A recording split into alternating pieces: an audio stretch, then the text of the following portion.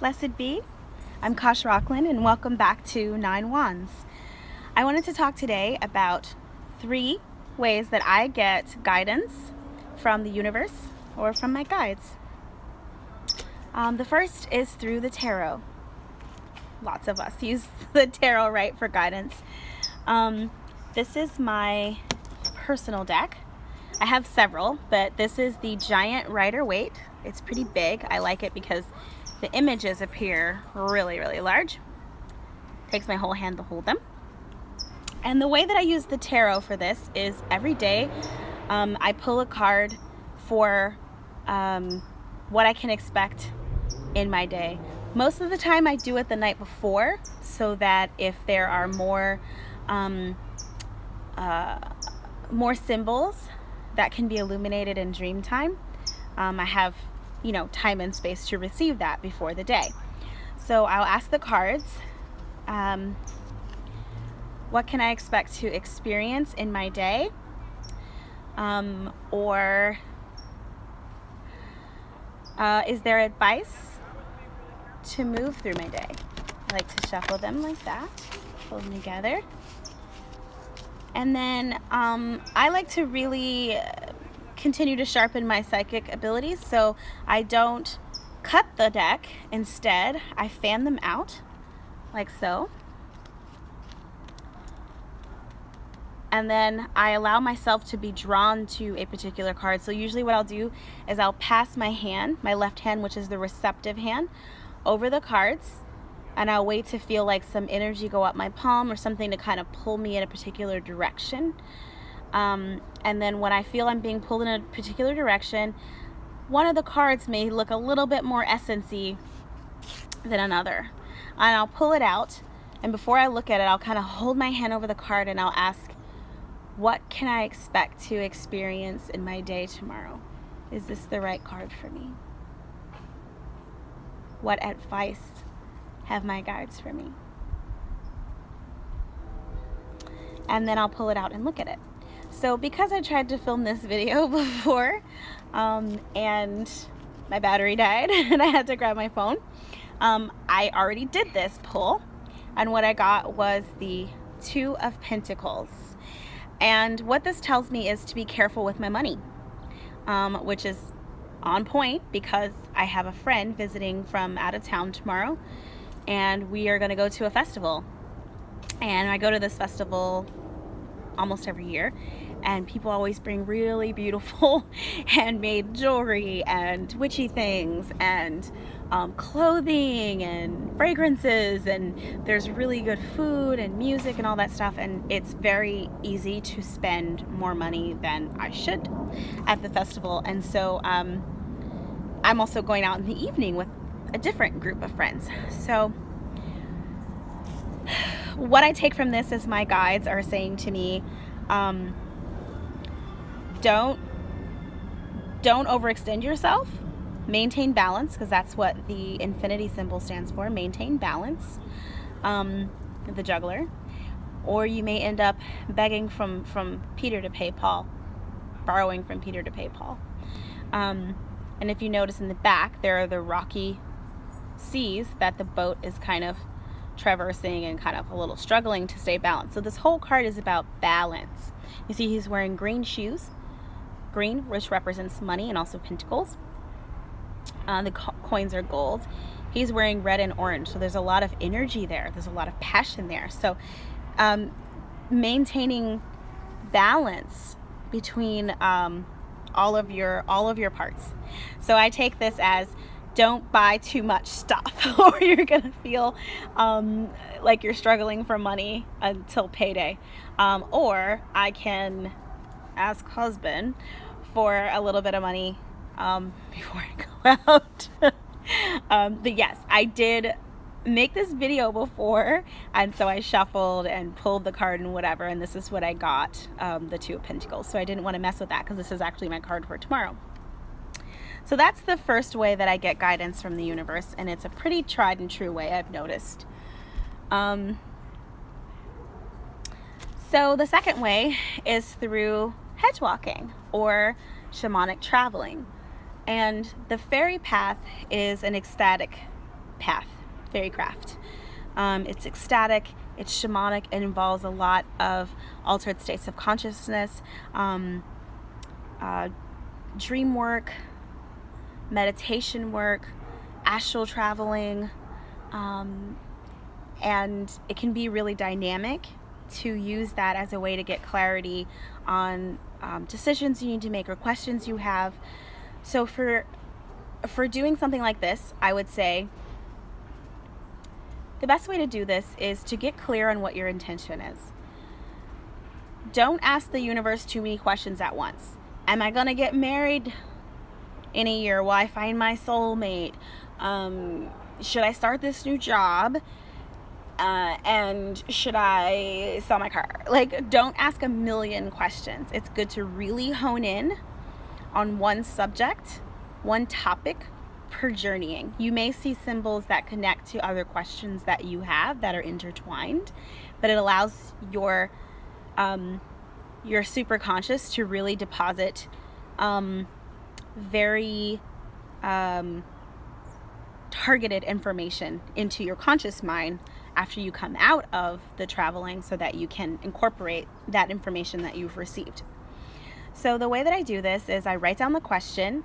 I set a really, really clear intention, whether or not this is going to be I'm actually going to bed and I'm going to go to sleep and experience dream work, or I'm going to do meditative travel, meaning I'm going to set a scene and allow myself to kind of go into trance meditative space for I don't know, 20, 30 minutes. So once you've set your intention, you have your question, you've set your intention, I like to choose a candle in a color that connects with the work that I'm doing. So if my question is around career, I may choose an orange candle, because orange is the color of the sacral chakra, of creativity, of fertility, of birthing, of creating new things. It's a fire color. You see a lot of orange on the wand cards. And I might dress it. I might add an oil to it, something that really calms my senses down and allows me to kind of transport myself. I use rose for a lot of things.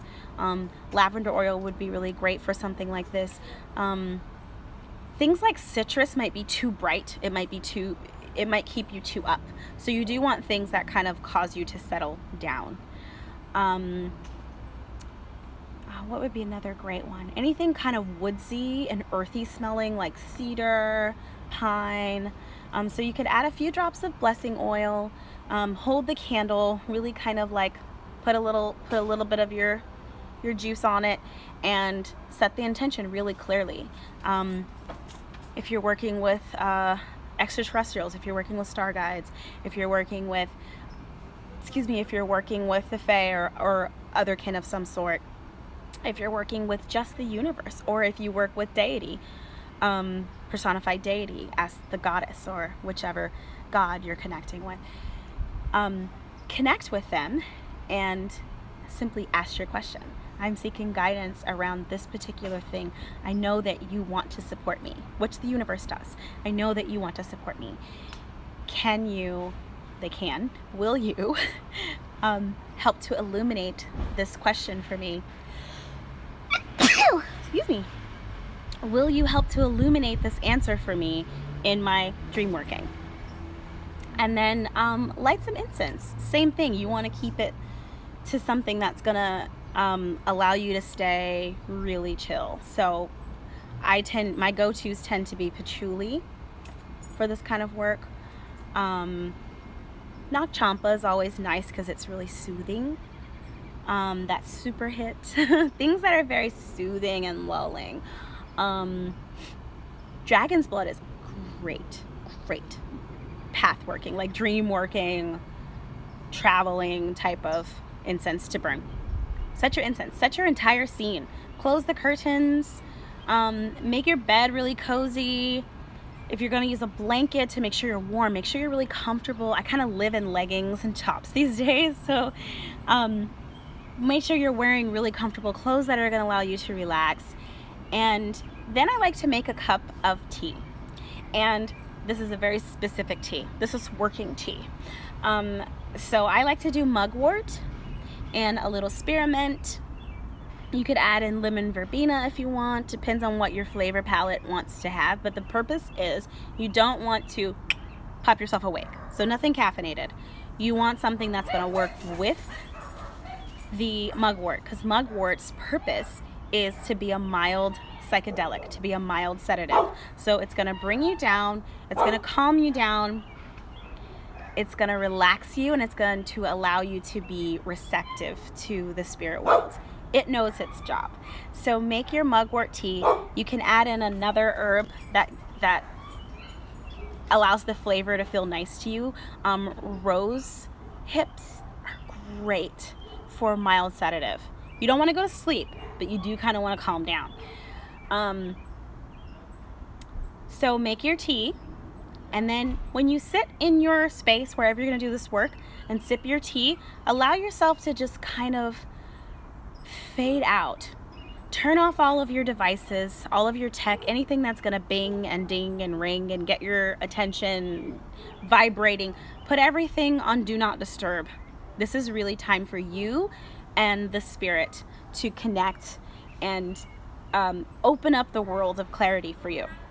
So really support yourself in that time. Tell people in your home that you're going to do some meditation. Doesn't matter what they think you're doing. I'm going to do some reading. Please, give me space for an hour. I really want to get into this book. Whatever it's going to be. Only disturb me if there's a fire, or some other emergency. And then slowly sip your tea, get comfortable, put on some music that is not gonna get your attention and make you shake and move and groove to it, but music that's just gonna be a steady beat. Shamanic traveling is all about being beat driven.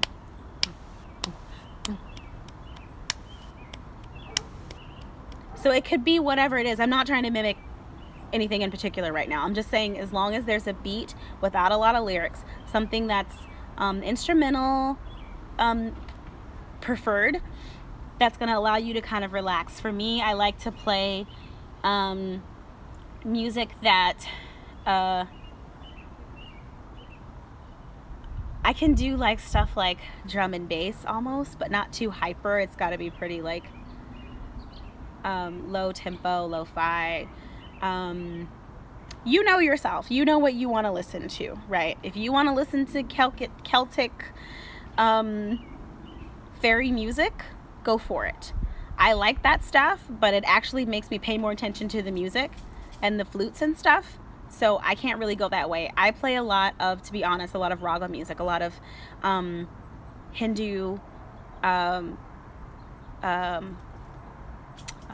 what is that? Sitar music. That stuff really helps me to get into just a rhythm that's lulling. And then let yourself just kind of go there. And don't analyze what you see. Trust that you are being guided. And then if you're dreaming, if you're doing dream work, then you are actually going to go to sleep. Make sure not to leave a candle on when you're sleeping, unless you set a little chime candle or something, and it's very, very safe, and it's going to burn all the way down while you're doing this. Don't leave a big pillar candle burning all night while you sleep. That's not safe. The chime candles usually are about 3 inches. No, 6 inches? No. 3 inches, and they will burn all the way down in a few hours. Usually within 2 hours they'll burn all the way down, as long as it's set away from curtains and things like that. So when you wake up or when you're done with your meditation, always offer thanks first. And if you're working with a fae, no, you're not going to say thank you for helping me. You're going to say something that's not thank you, but in recognition that they have supported your journey. So for me, I always say respect. Namaste. The divine in me bows to the divine in you. And that's enough for me to feel like I have acknowledged that I was given support. Before you get out of bed and do anything, write. Grab your journal. Have your journal next to your sitting space or your lying space, whatever that is, and just write. Last night, I set the tone for a ritual. I lit the candle. I did this. I used this kind of thing, and I had mugwort and whatever. And the flow will start to happen. You'll start to remember the things that you saw in the dream work. If you were just doing meditation work, all that stuff will be right on the surface, and you can just get it down on paper before you forget any of it. This can be extremely, extremely potent. I did some travel work with some other folks, and in my travels, I saw myself climbing a ladder, a silver ladder. That it was a silver ladder that looked like wood. It felt like it was a wooden ladder, but for some reason it was really shiny and silver. And I climbed that ladder, and then all of these other experiences happened in that journeying moment. But when I came out of it, it stuck with me so deeply that I climbed a ladder, and I was like, what was that ladder? It was very specific looking. And I tried to look for it in symbology, and I couldn't find it. A few months later, maybe a month and a half later, I was in a metaphysical bookstore, and I was drawn to the jewelry case, and I was just looking at all the things in the jewelry case, and lo and behold, what did I find? This little pendant. Get closer. And this pendant was exactly what I had seen in my dream working. Exactly what I had seen in my dream working. A wooden ladder that was silver and crisscrossed. And I did research into what this is. I had to buy it. It was $50. It was not something I was ready to spend my money on, but I had to buy it because it was something that had showed up in travel work. And I did all this research into what it was, and turns out it's called Helrunar. And it is the combination of all of the runes, all of the Norse runes, combined into one symbol, and it means rune reader. So somebody who, for lack of a better word, is psychic, but somebody who has the gift of telepathy, somebody who can connect with the other realms. And maybe I'll do another video about runes, because it was something that I was guided to study and guided to work with, and that let me know that I was on the right path, because I was being directed to using my psychic abilities in my work. And that was a couple of years ago, and it's taken me until last year to actually film my first YouTube video. So I knew that I was being guided down this path to use my psychic abilities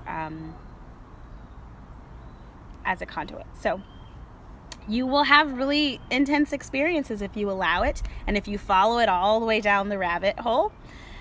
It can be really interesting. So speaking of going down the rabbit hole, the last method is to request a sign from the universe. And this can be any kind of sign you want. It can be any symbol you want. This is an exercise. I did not make this up. It comes from a book called The Universe Has Your Back by Gabrielle Bernstein. And I watch a lot of Gabrielle's I watch a lot of Gabrielle's videos. I follow a lot of her work, and she has taken it as her path to expose the Course in Miracles to a new generation. And it's very integrated in Eastern work, in yoga, etc. And so Gabrielle was talking about asking the universe for a sign when you need to know that you're on your right path. And the way you do this is you close your eyes, you just start to talk to whomever you are connecting with. And when we move from a place of love, we are able to move resistance out of the way. So you start by saying, I am ready, to be guided by love. I am ready to be guided by love. And as you start to kind of drift inward to a more quiet place, you're going to ask your guides, the universe, God, a particular deity, the Fae, whomever you're working with. Sorry, there's lots of like flying flying friends hanging out with me on the deck tonight. And you're going to ask them, I need to see a sign when I know that I'm on the right path. So as you're doing this, it's good to connect with some sort of mantra. If mantra via, Hindu mantras, Sanskrit mantras don't connect with you and your path, you could do a mantra something to the effect of, I am open. I am open. I am open. Speak, Lord, I am listening. You could simply say, I am here. For me, it's Om. I Om and quiet my mind, because Om is always what's going to bring you right into the here and am, into the spiritual heart. So I do my Om. I let myself kind of drift out of being so conscious, and I've asked for a sign. And then you just kind of sit quietly and meditate for a few minutes. And your higher self, your super conscious self, is going to deposit something in your conscious mind. And it's going to be like, for me, it was a bunny rabbit. For her, it was an owl. I didn't specifically ask for an animal.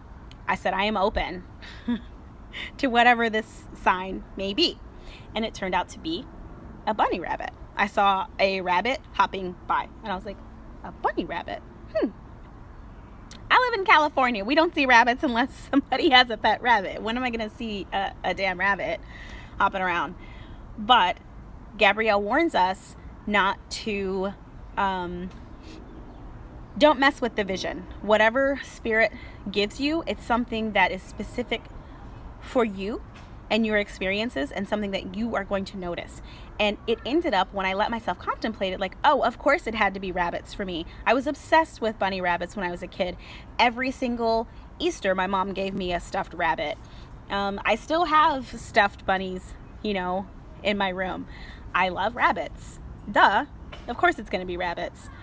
It could be a tea kettle. It could be a particular, a queen, or whatever. It could be whatever. And you don't have to think about, how am I going to notice this? Because it's going to be something that you are going to notice. Today, I was out kind of venturing in the world and running some errands. And I had asked a specific question last night of the universe. And I had asked to see my sign. And so I was going about my day, not thinking anything about it. And I've been looking for another type of dish for offering. Every now and again I replace my offering dishes, and I was asking for something else. That wasn't my question, but I was looking for an offering dish. And so I went into a Goodwill. I love to go to secondhand stores for stuff like this, because often they are really beautiful things that people have released and that you can cleanse energetically and bring into your practice. So I was walking the aisles, and as soon as I got to where the chalices and cups and things of that nature are, I looked to my left, and I kid you not, there was an entire shelf, a whole shelf of the same cream-colored, gold-trimmed rabbits lining the shelf, all looking the same direction. And I was like, wow, that's cool. And it would be easy to shrug that off as like, oh, they probably always sell those rabbits. Those rabbits have probably been there for months and nobody's bought them. It doesn't matter. You didn't see it before. You asked for a sign and the universe gave it to you. So that's the other thing, is when you see your sign, don't talk yourself out of it. Listen, take it and go. If you're working with other beings, you can say, thank you, received, I got the message. Bring it. Bring it. I will do the thing, because now I feel like you're giving me the confirmation that it's real, that it's here. So I just wanted to share those 3 tips. You could substitute tarot for oracle, but there are less oracle cards generally in an oracle deck. So the tarot works really well because it's actually the story of the evolution of a life journey for someone. And so there are so many cards that pertain to the things that we actually experience in our life. And so the tarot works really well for it. The traveling, the shamanic traveling, the dream work is phenomenal when you have a big question and time to spend on it. And then the sign is something that can just be ongoing. Should I move back to DC? And then, hey, I didn't see any rabbits. It's been a whole week and I've not seen one rabbit. There's the answer. No. So, happy sign getting from the universe, everyone. And I hope that your day is going beautifully, and I am getting ready to go hopefully make some dinner and be snuggly with the hubs and find something fantastic to get into on TV. And I have a new book which I will be doing a review on, and hopefully soon an update on an Etsy store that I'm opening. So blessed be, and may your path bring you so much joy and so much light and so much brilliance. Namaste.